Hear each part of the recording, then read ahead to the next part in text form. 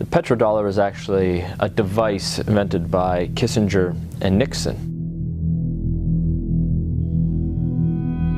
The standard of living of all Americans can be traced back to here, the vast oil-rich deserts of Saudi Arabia. In the early 70s, after the Arab crisis happened with the oil embargoes, OPEC basically tripled the price of oil to the Western world. And at that time, America realized that they were vulnerable because they were importing about 70% of all the oil they consumed.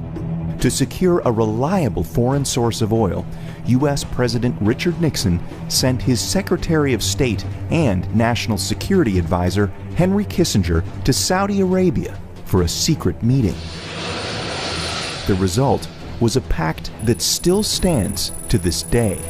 If Saudi Arabia, which at the time was the world's largest producer of oil, would sell the oil in US dollars, America would defend Saudi Arabia and make sure the House Assad would stay in power. As a direct result of this U.S.-Saudi agreement, all other oil-producing nations also adopted the dollar as the de facto medium of exchange. Demand for it increased exponentially all over the world, and soon it had a new name, the petrodollar. Your currency is only as strong as the demand for it, just like anything else, the supply and demand. Why the petrodollar is important, it causes a demand for the US dollar. A lot of Americans don't realize that over 70% of all the $100 bills in the world are actually outside of the US. There's more $100 bills in Russia than there are in America.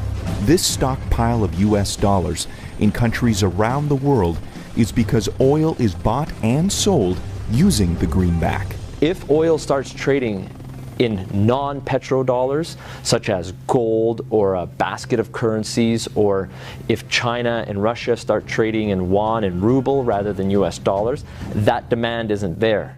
And the way of life for the average American will be done. It will be worse than the Great Depression. To date, anyone who's potentially threatened the status of the petrodollar hasn't fared well. Libyan strongman Muammar Gaddafi publicly pushed for a Pan-African gold-backed currency that he would trade for Libya's oil. He was killed during a US-backed revolution in 2011. And just a few short years before, Iraqi dictator Saddam Hussein advocated selling oil for euros. At this hour, American and coalition forces are in the early stages of military operations to disarm Iraq. The U.S. invaded under the guise of looking for WMDs.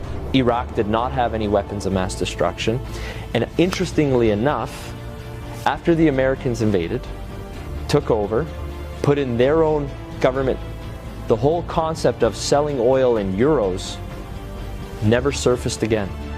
Today, many countries resent the current petrodollar system, and their leading spokesperson is none other than Russian President Vladimir Putin. Americans should be very worried about what Putin can do. There is a new Cold War going on. It is the colder war. That is exactly what's going on. And who's in the center of this push? Vladimir Putin. And the petrodollar is so crucial to the colder war. The only thing holding America right now at the top is the petrodollar. And let me make it very clear. If the petrodollar dies, so does America as a superpower.